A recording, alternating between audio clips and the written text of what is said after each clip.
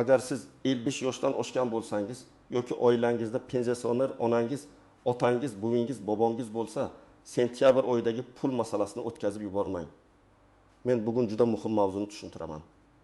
Ko'pchilik pensionerlar bilmay qoladigan qo'shimcha to'lovlar, qayta hisob-kitoblar, kompensatsiyalar va mahalla orqali berilishi mumkin bo'lgan moddiy yordamlar haqida gaplashamiz.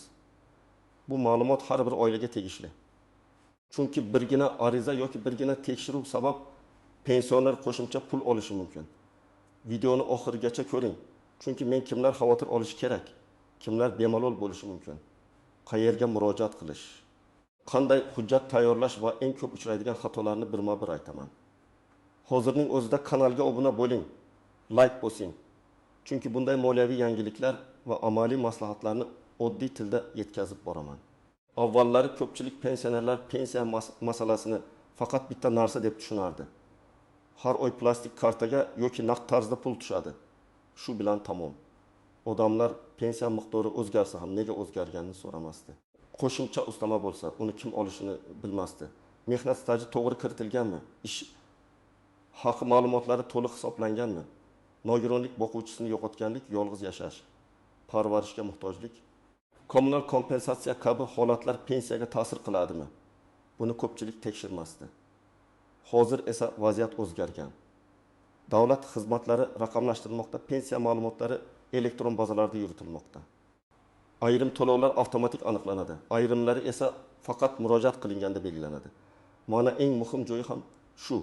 Ba'zi pullar sizga o'z-o'zidan keladi, lekin ba'zi pullar uchun siz arz berishingiz, hujjat topshirishingiz yoki xatoni tuzatishingiz kerak bo'ladi.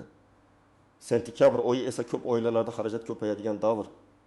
Dori-darmon, kommunal to'lovlar, nabiralarning o'qishi, qish mavsumiga tayyorgarlik. Shuning uchun pensioner uchun hatto 1000, 2000 yoki 5000 so'm qo'shimcha pul ham juda sezilarli yordam bo'ladi. Men yoqimli moliyaviy kutilmagan sovg'a deganda havodan tushadigan pulni nazarda tutmayapman. Men qonuniy asosda berilishi mumkin bo'lgan, lekin odam bilmagani uchun vaqtida ola olmayotgan to'lovlarni nazarda tutyapman. Masalan, pensiya qayta hisoblanganda farq summasi, mahalla tomonidan bir martalik moddiy yordam. Ayrim toifadagi pensionerlarga kompensatsiya, staj bo'yicha to'g'rilash, nogironlik guruhi yoki parvarish holati bo'yicha qo'shimcha yordam. Bularning har biri alohida tekshirilishi kerak. Birinchi navbatda 55 yoshdan oshganlar uchun eng muhim masala pensiya hujjatlarining to'g'ri hisoblangandir. O'zbekistonda ayollar odatda 55 yoshdan pensiyaga chiqishi mumkin, erkaklar esa 6 yoshdan.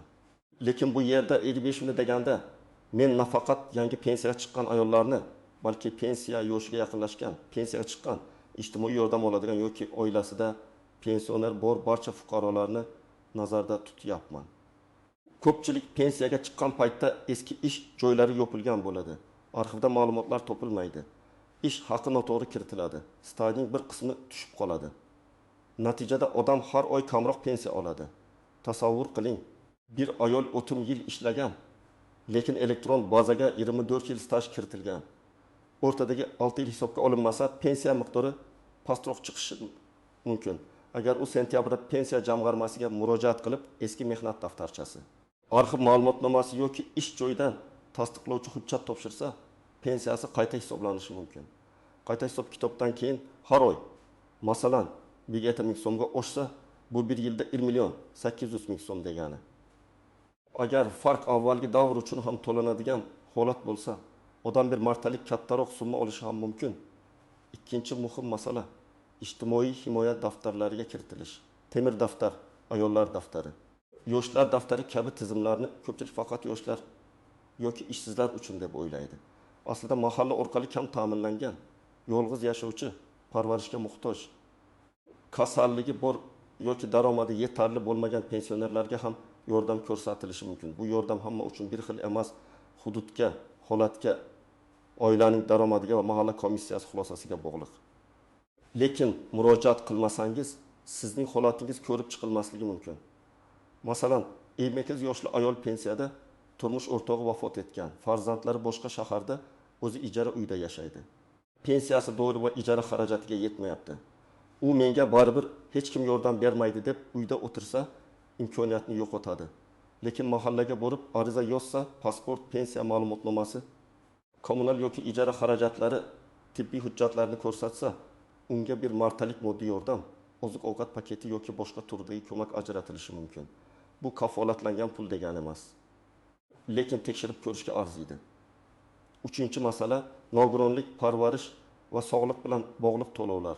55 yoshdagi insonlarda ko'pincha yurak bosim, diabet, bo'g'im, ko'z, eshitish, harakatlanish muammolari kuchayadi. Ko'pchilik kasal bo'lsa ham nogironlik guruhini rasmiylashtirishga harakat qilmaydi. Chunki qog'ozbozlik ko'p deb o'ylaydi. Lekin agar tibbiy asos bo'lsa, nogironlik guruhi nafaqat pensiya yoki nafaqa miqdoriga, balki dori-darmon, reabilitatsiya, protez ortopediya vositalari, ayrim imtiyozlarga ham ta'sir qilishi mumkin. Men bu yerda hammani nogironlikka chiqishga chaqirmayman. Men shuni aytyapman, sog'lig'ingiz haqiqatan jiddiy bo'lsa, poliklinikadan boshlang. Oilaviy shifokor bilan gaplashing. Tibbiy komissiyaga yo'llanma beriladimi? Aniqlang. 4-masala kommunal to'lovlar va kompensatsiyalar. Ayrim toifadagi pensionerlar uchun kommunal xarajatlar bo'yicha imtiyoz yoki kompensatsiya bo'lishi mumkin. Bu ham hamma uchun bir xil qoida emas. Hududingiz, toifangiz, oila ahvolingiz, yolg'iz yashashingiz, nogironlik holatingiz, urush yoki mehnat faxriysi maqomingiz kabi omillar ahamiyatli. Sentyabr oyida qish mavsumiga tayyorgarlik boshlanadi. Gaz, elektr, ko'mir, isitish xarajatlari haqida oldindan o'ylash kerak. Shuning uchun men pensionerlarga aynan sentyabrda kommunal masalalarni tekshirishni maslahat beraman. Qarz bormi? Subsidiya yoki kompensatsiyaga huquq bormi? Hisoblagich ma'lumotlari to'g'rimi? Ortiqcha qarz yozilmaganmi? Birinchi misol, 56 yoshli opa yaqinda pensiyaga chiqqan. U 1990 yillarda zavodda ishlagan, keyin savdo sohasida mehnat qilgan. Pensiya tayinlanganda zavoddagi 5 yillik ish staji bo'yicha ma'lumot to'liq topilmagan. Pensiya miqdori kutilgandan past chiqqan. U shunchaki rozi bo'lib yurdi. Keyin arxivga so'rov berdi. Eski ish joyi vorisi orqali ma'lumotnoma oldi. Mehnat daftarchasidagi yozuvlarni tasdiqladi. Natijada pensiya qayta hisoblandi. Har oy 1000 so'm qo'shimcha chiqdi. Bir qarashda katta pul emasdek tuyuladi. Lekin dori-darmon uchun har oy alohida yordam. Ikkinchi misol, 62 yoshli aka pensiya oladi, lekin rafiqasi bilan yashaydi. Ikkalasining daromadi faqat pensiya. Uy eski, ish tizimi yomon. Sentyabrda ko'mir olish kerak. U mahallaga murojaat qilib, oilaviy daromad, pensiya miqdori, yashash sharoiti bo'yicha hujjatlarni topshirdi. Komissiya kelib ko'rdi. Natijada unga moddiy yordam yoki ko'mir xarid qilishda ko'mak berildi. Bu har doim ham naqd pul shaklida bo'lmasligi mumkin, lekin pensioner uchun baribir real iqtisod. 3-misol. 7000 yoshli buvi yolg'iz yashaydi, farzandlari uzoqda. U ko'zi yaxshi ko'rmaydi, lekin hech qayerga murojaat qilmagan. Poliklinikaga borib tekshiruvdan o'tgach, shifokorlar unga qo'shimcha tibbiy ko'rik va zarur hujjatlar bo'yicha yo'l ko'rsatdi. Agar uning holati rasmiy toifaga mos kelsa, u qo'shimcha ijtimoiy himoya olishi mumkin. Bu yerda eng katta muammo shundaki, ko'pchilik men qariyman shunaqa bo'ladi deb kasalligini rasmiylashtirmaydi. Natijada davlat tomonidan berilishi mumkin bo'lgan yordamdan chetda qoladi. Men birinchi navbatda yangi pensiyaga chiqqan yoki yaqinda chiqadigan ayollarga e'tibor qarataman. 25 yoshga to'lgan ayolning mehnat daftarchasi, ish staji, ish haqi davrlari, bolalar parvarishi bilan bog'liq davrlar, rasmiy ish va norasmiy ish davrlari alohida tekshirilishi kerak. Agar siz menga qancha chiqsa shuncha deb qarasangiz, xatoni ko'rmay qolishingiz mumkin. Ikkinchi toifa pensiyasi juda past bo'lganlar.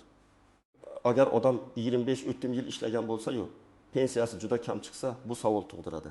Albatta, pensiya miqdori ish haqi, staj badallari va qonuniy hisob kitoblarga bog'liq. Lekin baribir tekshirish zarar qilmaydi. Ba'zida bitta arxiv ma'lumotnomasi pensiyani sezilarli o'zgartiradi. 3-toifa yolg'iz yashovchi pensionerlar. Ularning kommunal xarajati, dori xarajati, parvarish ehtiyoji ko'proq seziladi. Mahalla ham aynan shunday holatlarni ko'rish kerak. Lekin mahalla xodimi har bir uyga har kuni kira olmaydi. Shuning uchun siz yoki farzandlaringiz tashabbus ko'rsatishingiz kerak. 4-toifa nogironligi bor, lekin hujjati to'liq bo'lmagan pensionerlar. Agar odam yura olmayotgan bo'lsa, doimiy dori ichsa, ko'rishi yoki eshitishi jiddiy pasaygan bo'lsa, operatsiyadan keyin tiklanayotgan bo'lsa, bularning hammasi tibbiy jihatdan baholanishi kerak. Tanish kerak.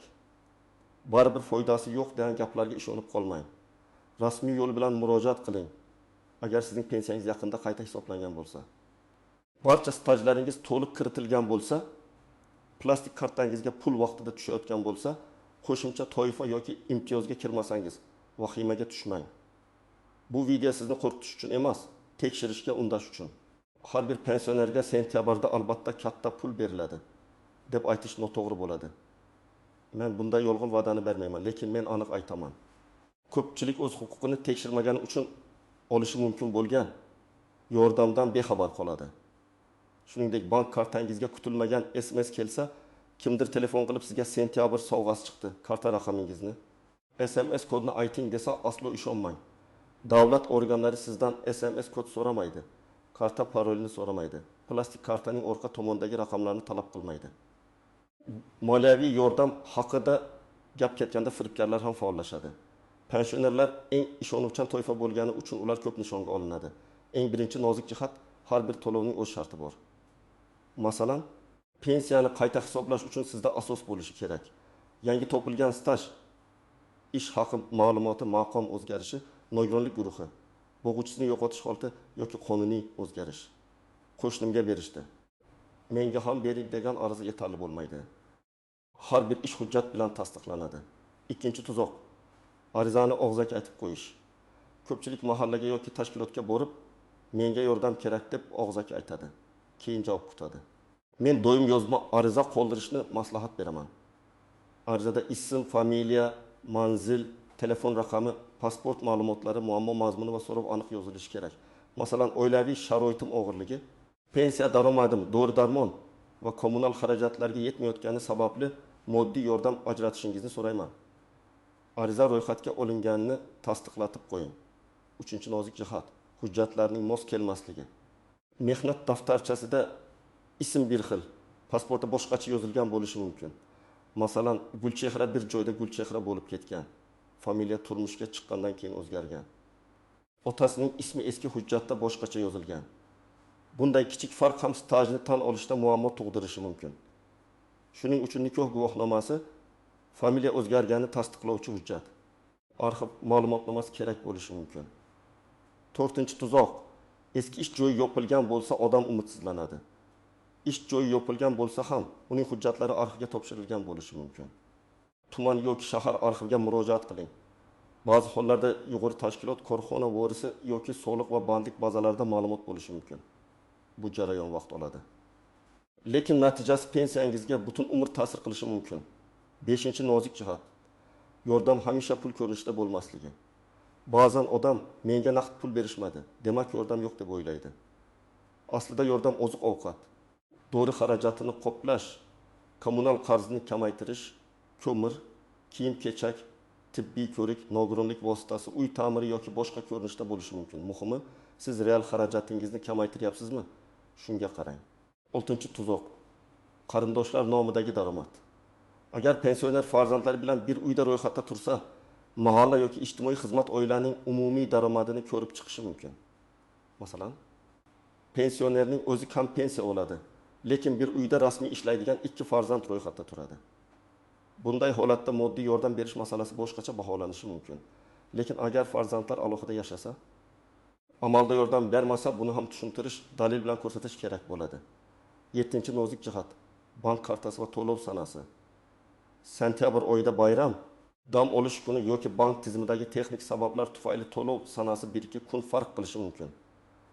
Agar pensiya odatdagi kundan biroz kechiksa, darhol vahimaga tushmang.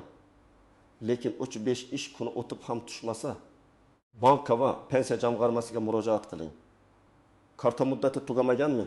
Hisob bloklanmaganmi? Rekvizitlar o'zgarmaganmi? Tekshiring. Endi men sizga aniq qadamlarni beraman. Bu qadamlarni o'zingiz bajaring yoki farzandlaringizdan yordam so'rang. Birinchi qadam, pensiya miqdoringizni tekshiring. Pensiya qachon tayinlangan? Qaysi stajlar hisobga olingan? Qaysi ish haqi davri asos qilib olingan? Qo'shimcha ustama bormi? Shularni bilib oling. Buning uchun tuman yoki shahar pensiya jamg'armasi bo'limiga murojaat qilishingiz mumkin. Agar elektron xizmatlardan foydalana olsangiz, Maytokakov. Uz yoki tegishli rasmiy xizmatlar orqali ma'lumot olish imkoniyatini tekshiring. Lekin rasmiy manbadan foydalaning. Noma'lum sayt va Telegram botlariga pasport yoki karta ma'lumotlarini kiritmang.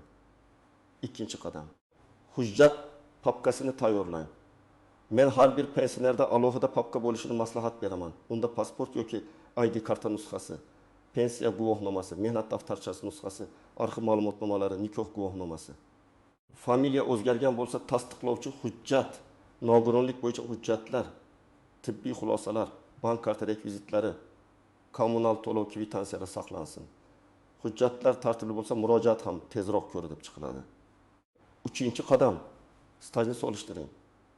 Mehnat daftarchangizdagi har bir ish joyini birma-bir yozib chiqing. Qaysi yildan qaysi yilgacha ishlagansiz? Korxona nomi nima bo'lgan? Lavozimingiz qanday? Ishdan bo'shash sanasi qayerda yozilgan? Keyin pensiya hisobida shu davrlar bor yo'qligini so'rang. Agar biror davr tushib qolgan bo'lsa, arxivga so'rab yuboring. Arxivga yoziladigan arizada korxona nomi, ishlagan yillaringiz, tug'ilgan sanangiz, o'sha paytdagi familiyangiz aniq yozilishi kerak. 4-qadam, mahallaga murojaat qiling. Ayniqsa yolg'iz yashasangiz, daromadingiz dori-darmonga yetmasa, kommunal qarzingiz bo'lsa, uy sharoitingiz og'ir bo'lsa, mahalla raisi yoki hokim yordamchisiga yozma ariza bilan chiqing.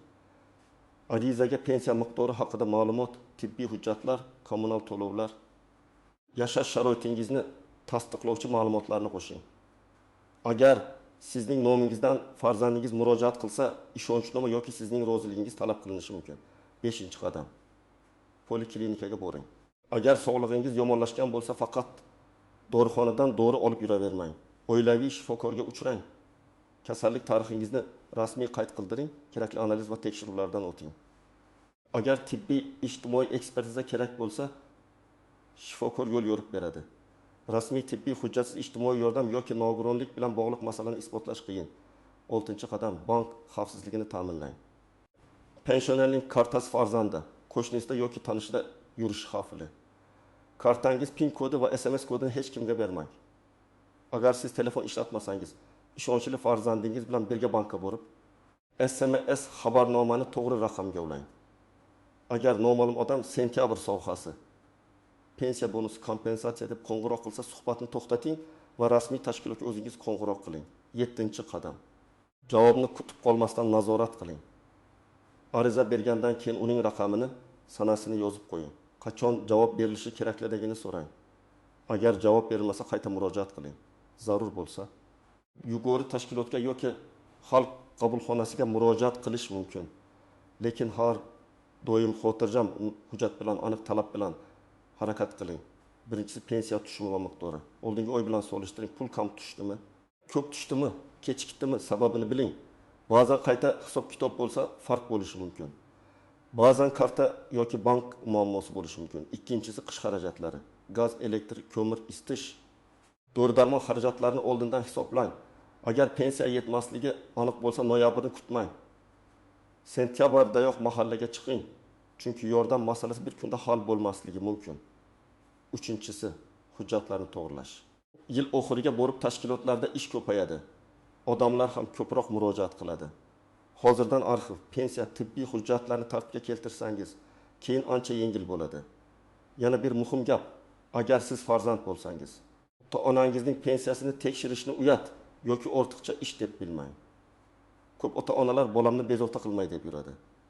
Lekin bir soat vaqt ajratib, ularning hujjatlarini ko'rib chiqishingiz, kartas